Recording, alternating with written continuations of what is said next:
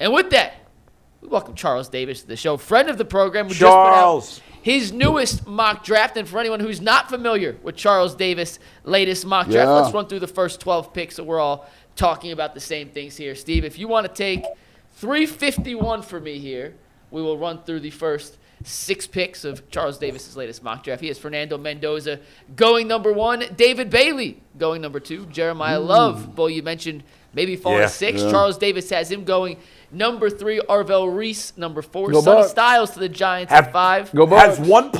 Has 3 players from a school ever gone 3 picks in a row in the top 6? I don't think.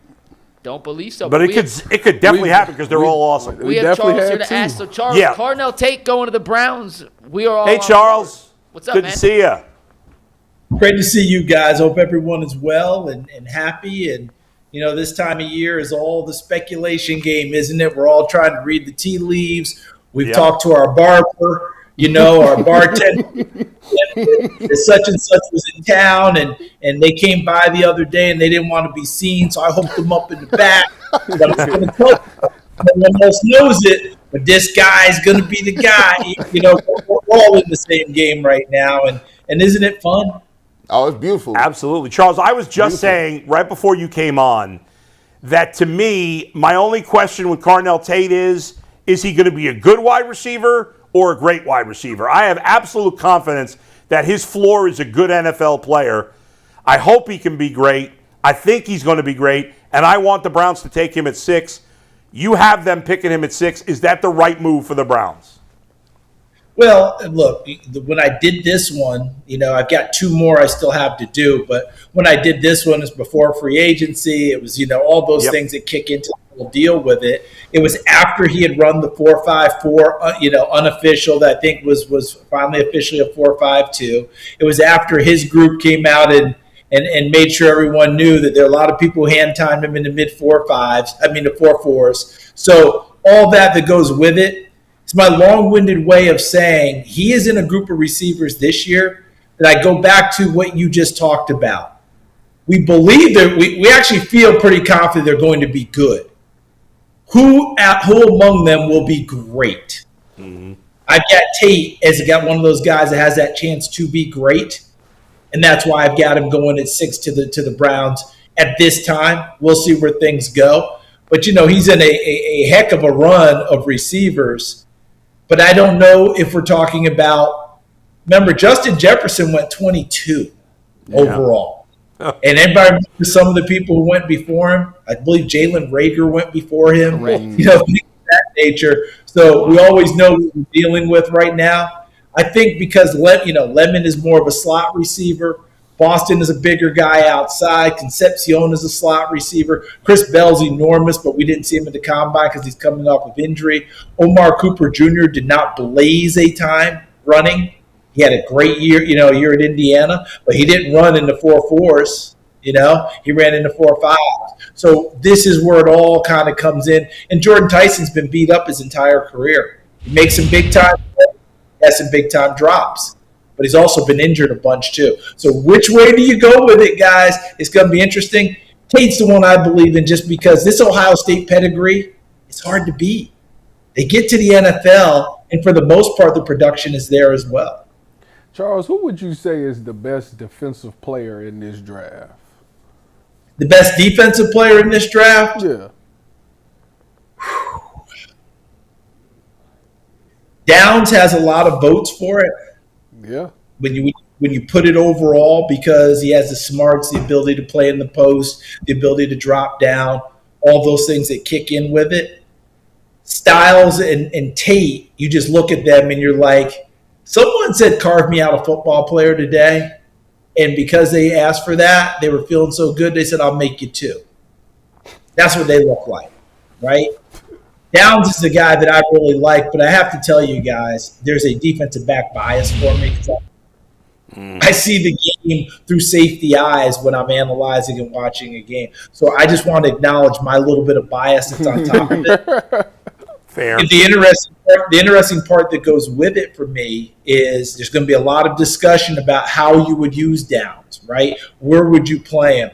To me, he is my safety that's going to control everything on the back end. I will use him in various ways. But we immediately get into the Derwin James, Kyle Hamilton, Nicky Manwari discussion, and I had a great conversation with the young man at the Combine show I was doing, and I mentioned those three guys, and he said, their body types are totally different than my body type. I'm going to get the job done, but what he was telling me, I believe, is I'm going to do it differently than they do it. And that's going to be interesting to see where he goes and how he's utilized. But I'm just crazy about him overall as a player, as a person. And yes, all the testing went gaga with the others, and they're really good players. But I just trust Downs more than anyone. Charles, one of the guys that I absolutely love. There's a few guys. You have David Bailey in that list. There's a guy that I know he doesn't have the longest arms, and I know he's kind of a tweener. But this man, Ruben Bain, every time I just watch him, I just be like, man, he's going to mess somebody's game plan up. And he's relentless. His motor is ever moving. Shedeur on the other side is a guy who is also good. Where could you see, could he be a steal, and could he possibly get out of the top 10? But I just like his raw ability, Ruben Bain. I just think he's just a tremendous player. I totally get where you're coming from. And look, let's face it, watching his run through the college football playoff when he was, somewhat unblockable, right? Didn't matter where he's coming off the edge. Didn't matter whether he kicked inside, which a lot of people actually see him doing more of in the NFL and working inside. And maybe that works to his better advantage because of arm length. You got to decide what you feel about arm length. You absolutely do. And I'm one of those people that likes to take it draft by draft because it's always a fun exercise when we go, well, where would this guy have gone in 2023 when these guys came out? Where would this guy have gone in 2025 when these guys came out? It's fun to have the discussion, but this is 2026. He's not in with those people. Yeah. I don't care if you're talking about Fernando Mendoza or if we're talking about Ruben Bain. What you're fighting with Bain is history. His arm length. We have not had a guy this short of arms as an edge rusher get double-digit sacks since, I believe, 1987. So you're fighting a lot of history that people have been dealing with. And so if you're going to go ahead and make that move, which in this draft you should because he's one of the best edge rushers in the draft, but are you drafting a guy who's one of the best edge rushers in the draft that ultimately might not get what you're looking for? Or do you just say, I don't care about that. He's going to break through the chains. He's going to be that guy. And I can't unsee what I saw, right? Right. And I saw the guy who was in the Batman movie talking about we're going to take it. I grew up with right now. That's what you're dealing with. He could easily get out of the top 10 if people get scared about arm length. Cassius Howell at Texas A&M is Hold on. He's back. Draft, but both of them are fighting the history of the arm length. And if people get scared off and go other directions, all of a sudden you get Ruben Bain at 15, you got a steal on your hands. You get Ruben Bain at 17, you got a steal on your hands. I don't know that he'll get down there that far. I really don't. I think people like his game. And they also like the fact that when you can Euro step around people, when you beat them with the first step, sometimes those long arm guys can't get their hands on you. So you can make plays anyway. So people who like him are in that camp. People who are afraid of the arm length, yeah. I'm just going to leave it with this, guys. Remember when Joey Bosa came out? Go Bucks. There's a lot of discussion about Joey Bosa didn't have twitch. Yeah. And because Joey Bosa didn't have twitch, I don't know if he can be a double-digit sack guy for me. All these years later, that's laid to rest pretty easily. So that's just what I think. I think watching him, I think someone's going to take him in the top 10. Charles, I want to get your thoughts on a player that rarely gets talked about. His name is Shedeur Sanders. He's really under the radar. I got to tell you, that's a deep pull, man. I mean, Shedeur Sanders, that name hasn't been mentioned in the last 8 to 10 seconds. Yeah, right. Obviously there's a lot of debate I'm sure certainly here, and I'm sure across the country, should the Browns give Shedeur the chance to be the number one? Should they bring in competition veteran? Should they bring in competition another rookie, or maybe just compete with Deshaun Watson?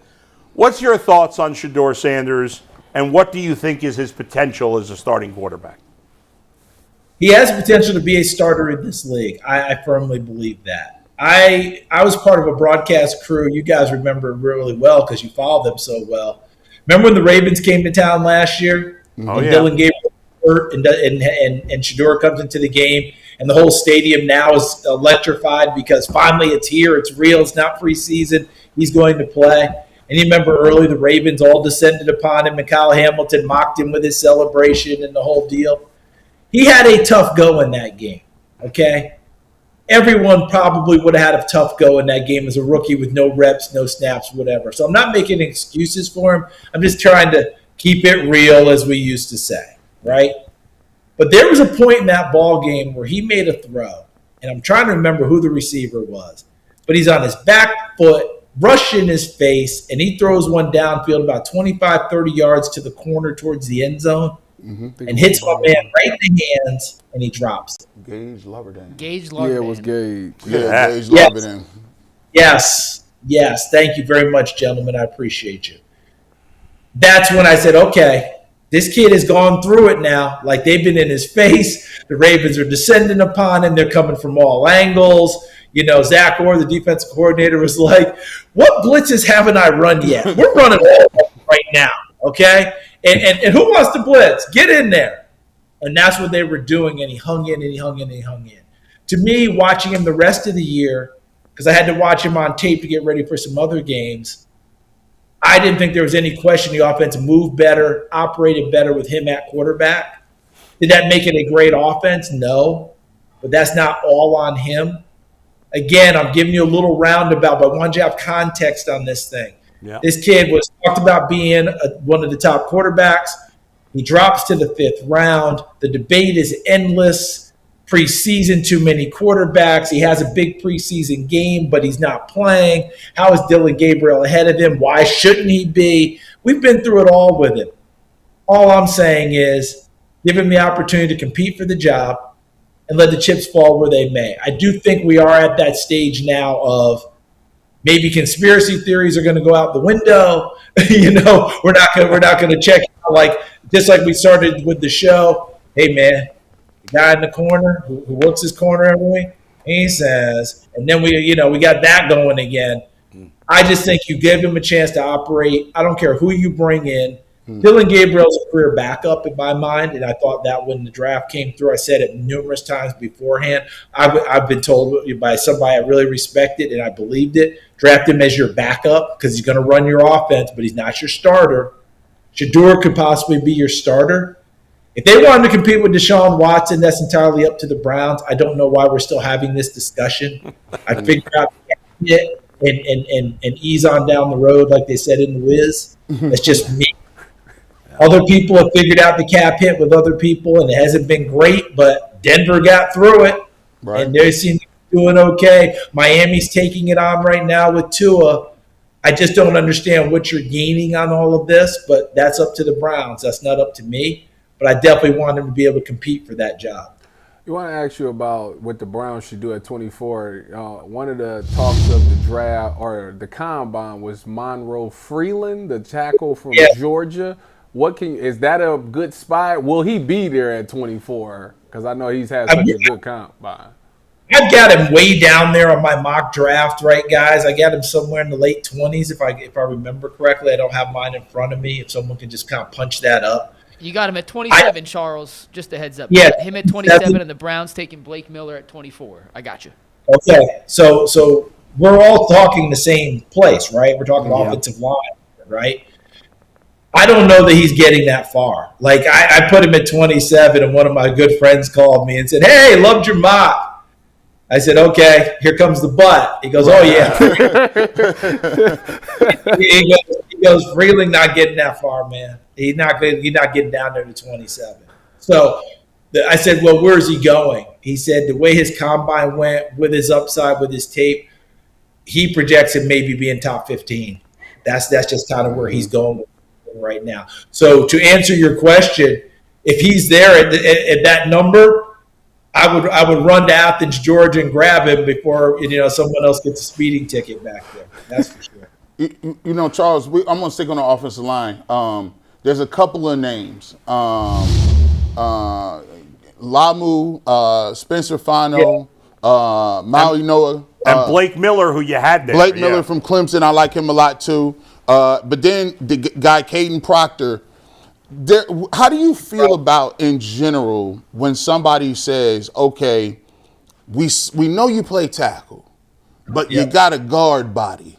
You may got guard athleticism. Are you comfortable picking a guy that has played tackle his whole life and then projecting him to guard? Is that something that you would do, or would you just take a guy who is a guard, like maybe the kid from Iowa, Dunker, or somebody else that played guard? Yes. You talk about my man with the flow? Oh yeah. I fell in love with the flow and the locks in the back. I just feel like he should just be just a mauler. I just think I just fell in love with him. And he is. And the funny part about him, Gunner Demmings, he's a tackle that's going to go to guard. He's exactly what you're talking about. Like, he's going to guard. I mean, he knows it. Family knows it. People in Iowa, like, he's going to guard, okay? I have no problem making that transition with certain people and doing it. With Proctor, I'm not so sure he has to go inside. Proctor's biggest thing to me is he going to show up every week like he showed up for the combine at 352? He's going to do that. I can play him at tackle. And to me, he looks like a Detroit Lion all day long. That looks exactly right. And think about what's happened in the last week in Detroit. Taylor Decker's asked for release, wants to be somewhere else. We know now that means they're going to take Penei Sewell and kick him from right to left like the Buccaneers did with Tristan Wirfs, right? They've signed who did they sign? They signed someone to play right tackle. But that's not a guy that I'm going into the season feeling very comfortable with. He's been a career backup most of his time and has never really held the job. I'm sorry, the name's escaping me. But Caden Proctor fits really well for what the Lions like to do. I'd keep playing at right tackle, even though he's been a left tackle at Alabama. His biggest thing is consistency and keeping his weight in check. Can he move inside? Absolutely. He's got the perfect body to move inside and be a ginormous inside interior guard. Kind of like Kansas City had to do with Kingsley Sumaotea, right? Now, they projected him to be their left tackle. He couldn't handle it, didn't work well. They ended up having, remember, was it 2 years ago when Joe Tooney had to play tackle in the run to the Super Bowl? They ended up moving Sumaotea into guard last year, and he played guard the entire year, and that's where he's going to be the rest of his career. But I want him to fail at tackle before I move him into guard. That's how I feel about Proctor. Proctor's a round offensive tackle if you buy in that you're getting that guy that we saw at the combine. But consistency of play may kick him to the second round. People may not trust him that way. It was Larry Borum that they signed to play right tackle. The idea that Larry Borum's going to be your right tackle in Detroit feels like a placeholder to me. Sorry, Larry Borum. He may want a piece of me. Hopefully I can still be quick and get away from him. But more like a placeholder than it does, this is the five we're going into the season with. Charles, what did you think about what the Browns have done in free agency so far? Zion Johnson, who was a guard, who seemed to have struggled with the Chargers. The Browns are going to make him the starting left guard because Petonio is probably going to retire. And then they signed Quincy Williams, who had a down year last year after some great success earlier in his career with the Jets. And he replaces Devin Bush, who had been a huge bust but had a great season here last year. So what do you think so far what the Browns have done? I'll start with Quincy Williams. Quincy Williams at his best is better than Devin Bush at his best. So I like that move for the Browns there. If you're losing Devin Bush and you're getting Quincy Williams, he had a down year last year, but did you see the Jets play? Yeah. Awful, yeah. Yeah. We were there. Okay. I've spent just a little bit of time across the pond, and I should never do accents, but they were bloody awful. Okay? so when you watch play, everyone gets affected by that, and that's part of it. Him with a fresh start, still young, something to prove. I like that one for the Browns. I like getting Zion Johnson inside a guard too. I think he's a good player. May have had a down year with the Chargers last year and struggled for whatever reason. But if Petonio is going to retire, who has been incredible, I mean, that guy just lining up and making starts week in and week out and doing so well. It's hard to believe that interior that they had that was rolling so well for them may be no more, right? Wyatt Teller, right? Petonio. Yeah. Okay, but after J.C. Treader, who was a big, tall center that they had in there. Poaches. So, Posich, right? So all of that looks like it's going. I like that part is a good one. I've watched this free agency, and there's a whole lot of money going out there to a whole lot of people. Congratulations to them. How many of them have made you guys come out of your chairs, though, and just go, ooh, they got him. That's phenomenal. Max Crosby. A couple. For me, not a lot. But it's really cool, right? It's people changing teams. It's people going to different spots. You're hoping they'll be better in the other place than they were before.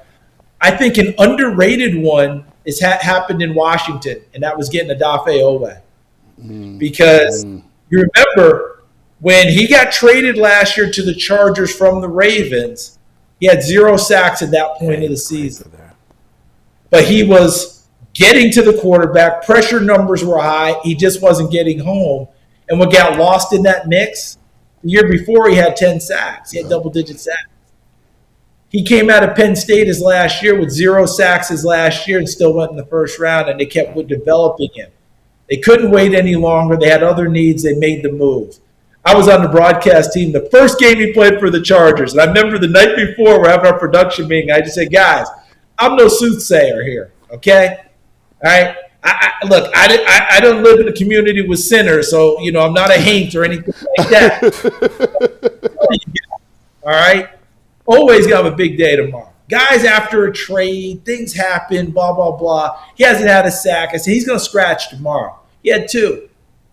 Ended up having, I think, 6 or 8 for the season for the Chargers. I really think that the Commanders have gotten an excellent one there. A lot of people think they've overpaid.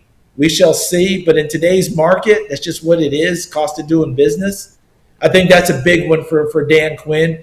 He should be hitting the prime of his career right now. It's not a huge transaction, but I think it's one of the key ones because I'm with you guys. I thought I saw you gesture it. I don't think there have been a lot of big-time moves that we're all just jumping up. But, oh, my God. Yes. No, Crosby's the biggest one, and that's a trade. The last thing I just wanted to hit on real quick, because I know you, before free agency yesterday, you had the Bengals drafting Caleb Downs, and I'm just curious, what did you think? They signed Cook from Kansas City. I know he's an excellent tackler. Geno Stone was the worst tackler. How big a move is that for them? I think it's a good move. I think it's a good move for Cincinnati, but that wouldn't stop me from taking Caleb Downs. Like, I'm of the opinion.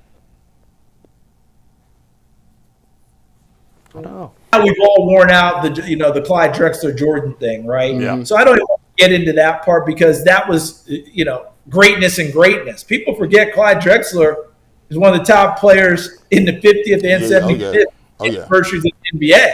Yep. He's an Olympian, all right? He was a great, great player. It's just that was Jordan, okay? Yeah. We didn't know it at the time, but it became – I just don't think you turn down a guy at a position just because you said you signed someone. And to me, Downs has the opportunity to be a great safety. I think Cook is a good safety when he's at the top of his game.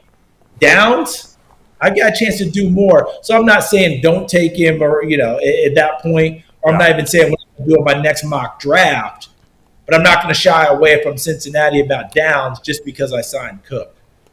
Charles, great insight as always, man. We appreciate the time. Thank you for joining us. Appreciate you.